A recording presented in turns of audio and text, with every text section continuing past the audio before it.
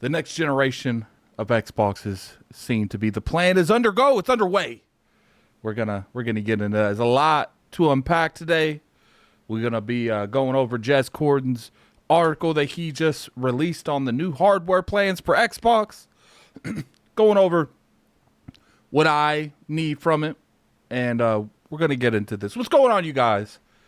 Gaming out here coming at you in the video. Clearly, let's get the elephant out of the room. I've been very vocal that I'm not entirely sure if there's going to be another generation of Xbox, and most of the time when it comes to this is just off of what they're doing and not necessarily off what's realistic. You know, they put some money behind this. Obviously, most likely they're going to go through with the next generation of Xbox. And according to Jez Cordon, man, it's probably coming out in 2027. Now, it's a little bit of a wait. Not too bad, essentially. You know, we got this year, next year of current gen going on. But Jez Cordon, he dropped a bunch of stuff, man. And, you know, when it comes to me, how I feel about the next generation of Xbox, I just find it going to be interesting on how Microsoft and Xbox are going to sell hardware with no exclusivity and no software to get people to that platform. That's my only thing. And the way that they have been spending on, you know, the current generation on marketing it, on, you know, making value in the hardware, I was just, it was hard for me to see. And keep in mind, I still got to see the actual announcements. But when Jez Cordon come out here, you know, I putting the arms down. You know, there's going to be a next gen. Now, is it going to sell well? I don't know. Maybe Microsoft and Xbox will pull back on some of this, you know, everything going everywhere stuff when next gen starts. Because I don't understand how they're going to sell a launch hardware if their games are on the competition. That's just my opinion. Now, look, third party sells a lot. They sell more hardware than probably first party. You know, GTA is going to sell more PlayStations and Xboxes than arguably all of the exclusives that these platforms have the entire generation in a couple months. So clearly third party's the most important.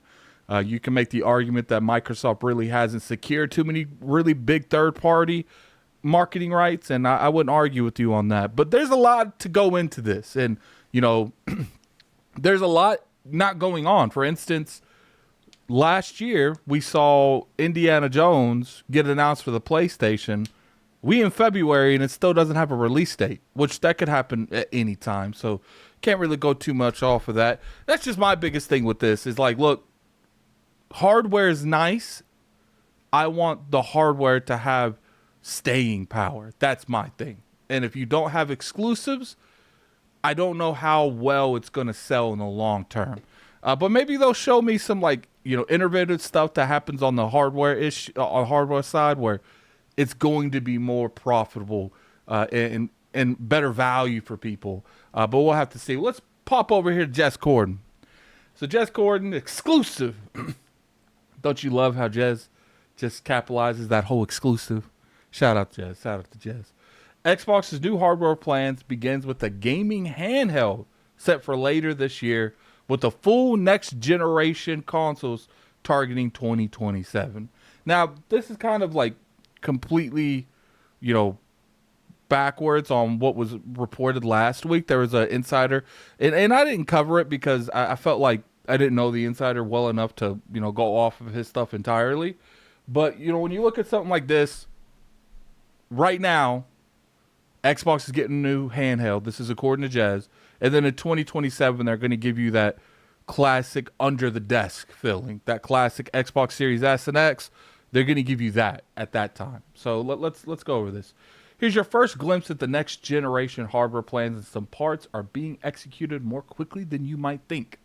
The Xbox Series S and X generation has become a bit of an odd one. Microsoft's Xbox console hardware sales through has declined quarter over quarter for some time, but Xbox's addressable monthly activity user base has been skyrocketing. You know, here's the thing when it comes to this. Obviously, it's going to be skyrocketing. They're selling their software in more and more places. And, they're getting the active users from ABK. King by itself probably tripled. Just the mobile market probably tripled their active users. So I feel them on that. Owing to the purchase of AB and armed with the mobile games like Diablo Immortals, Candy Crush Saga, and Hearthstone core games like Call of Duty, World of Warcraft, and Overwatch, Microsoft's future in gaming is all but guaranteed, and has been a little less clear is Xbox's plans for hardware. So that's pretty much what he's saying here is like, look, because they invest in the ABK and they have all this money invested into the gaming industry, they're not leaving it anytime soon. And I would agree on that. Even if Microsoft stops making Xboxes, they're not going to leave the industry. They're going to continue to be one of the strongest, third parties that's ever existed at that point. Microsoft has been putting its exclusive console games like Forza Horizon 5 onto PlayStation to grow the profitability of its business in the near term, addressing users where they are far more cost efficient than what Microsoft would need to spend to acquire new Xbox console users potentially. However, this strategy has been questioned for the long-term damage it might do to Xbox console hardware. Microsoft appears keen to continue serving its legacy Xbox audience with new hardware. Regardless, and over the past few months, I've been working to figure out exactly what that might look like, and here's what I learned. First up, Microsoft is working with a PC gaming OEM, think of, you guys read that, Razer, on an Xbox branding gaming handheld. Look, handhelds have been extremely more, profitable. I'd assume they're becoming more popular. The Switch definitely helped, catapult that going into it, and then it led to the Stream Deck, and then it led to the all the other ones that just popped up on the Rogue Ally. I'm not saying that handhelds don't have a market, because they clearly do, but what I'm saying is the only one I've seen like wild successful is the Switch. I think they said the Steam Deck sold like 4 million in the entire time it's been out. I don't know what Rogue Ally sold. Maybe less than that. I don't know. Maybe Rogue Ally has sold more than the Steam Deck. I don't know. You guys have to, I'm sure you could put in the comment section below. Surprisingly slated for later in the 2025, if plans are met, codenamed Kina, this gaming handheld will look mistakenly Xbox, we're told, compete with an official Xbox guide button and Xbox design sensibilities, given that it is the partner device similar to the OS partnership with Valve.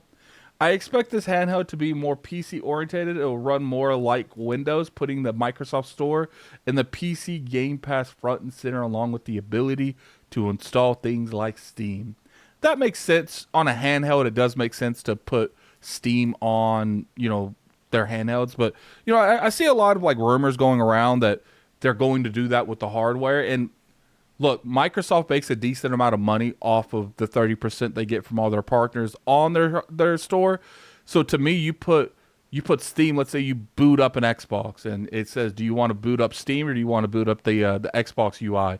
Like, to me, a lot more people might go to Steam than Xbox. And maybe that's the point, but it's just like, if you start getting more and more people over to Steam, because keep in mind, on Steam, you can get really good deals on the internet. There's a lot of good, positive stuff that comes with the Steam library. And if the consumer starts buying more on Steam, where does that leave the Xbox store? Because it's like, if they're not making that 30%, what's the point of making hardware at that point? Because that's one of the biggest things that they make hardware for, is to get that 30%. When Call of Duty wasn't owned by them and they would sell 25, 30 million a year, they would get that 30% from all those copies. So, I don't know. That's just my opinion on the matter. I don't know exactly what they intend to do. This device will likely serve, at least in part, as a research experience for Microsoft. I expect the handheld will test the new Windows 11 device-aware capabilities with reducing third-party bloatware that are typical of devices like the Legion Go and the ROG Ally. I expect Microsoft will leverage widgets on the Xbox Game Bar on PC for control of things like the TDP and the fan speeds, while hopefully having more streamlined OS experience for controller use. Of course, existing PC game OEMs will benefit from these efforts as well, but the research will help Microsoft with future further out plans. Because indeed, our sources also indicate that Microsoft's internal successor to the Xbox Series and S and X platform has been fully greenlit all the way up to the CEO Satya. For now, I understand Microsoft's next generation hardware plans include a premium successor for the Xbox Powerful Series X, alongside its own gaming handheld and several new controllers options. These new controllers are slated for 2027. It seems that the next generation of consoles will be closer to Windows than ever before, reducing the amount of work developers have to commit to when porting from PC. I understand that they would continue to support backwards compatibility with legacy games too. However, Xbox President Sarah Bond previously announced a project team specifically designed to promote backwards and forwards compatibility by existing Xbox games. To that end, Xbox lead Phil Spencer has teased in previous interviews a desire to support third-party storefronts on Xbox hardware too. It's like I was saying, putting Epic, putting Steam, putting all these stores that's on PC on this next generation of Xbox. I'm just kind of curious how that works, like in the long term in terms of profitability. That's the only thing I would be curious with that. Xbox cloud compatibilities. Microsoft's new controllers have direct to cloud connectivity. From what I've been told, and more allows to switch them between different devices. Of course, there are plenty of logistic issues to overcome with regards to some of these plans. Always note that plans might change between now and 2027. Considering this is a preview of what would come to pass as we wait for the official reveal from Microsoft itself. I'm going to go ahead and put this in the description below. You guys should go read this. Jez Cordon does a good job with these things. I feel like you guys would actually enjoy. Here's my thing. I want there to be another hardware. I do. And I'm glad that it does look like, from the way things are going, and, insiders that I, have a good track record and I trust, that they're hearing these things. Like Jess said, this is a couple years out. This could easily change. I do worry about if the hardware continues to downslide. Would they affect these plans? I don't know. Part of me is just like, look, I don't know how hardware sells without exclusive software. I just don't. I've never seen it in the industry. It's never been done in the industry. You can make the argument that value itself can sell hardware, and I would give you that to a point. But where's the hardware being sold now on value? Because Xbox Game Pass has been on the platform for a foreseeable amount of time, and it still hasn't led to like these giant sales. I don't know what to tell. Like, look, I want the hardware to do good, but I also, just having the hardware is not good enough for me. I want it to be healthy, so Microsoft funds it. I don't want to get to the point where they put the hardware out, it doesn't do good because it's not exclusives to help sell it at launch. They don't really push too many marketing deals to help sell it at launch. And then we end up having like a skeleton crew of 5 people maintaining the thing from there going forward. These things cost money. And my thing is, I want to make sure the money's coming in so they continue to fund it. That's my thing. I don't want to play on PC. I can't stand that. PC gets on my nerves. So that's why I always push so hard for these things. There's going to be a next generation Xbox, clearly, and they're going to do some handheld stuff, which I hope they don't make the handheld like the Series S and mandate developers to have the game working on both, because we've seen this generation that some developers just simply won't do it. So it's going to be interesting to see how that goes, because I don't want another generation of a Series S, which would be the handheld next generation, preventing us from getting games such as like Baldur's Gate 3, and you can make the argument Black Wukong. So it comes down to that. It's like, look, that's one of my biggest issues and one of my biggest worries. I'm optimistic. Maybe there's something that we don't know, or maybe Microsoft's only selling everything on everything right now for this generation, and next generation they'll start being a little bit more strategic on what goes over to PlayStation and what doesn't.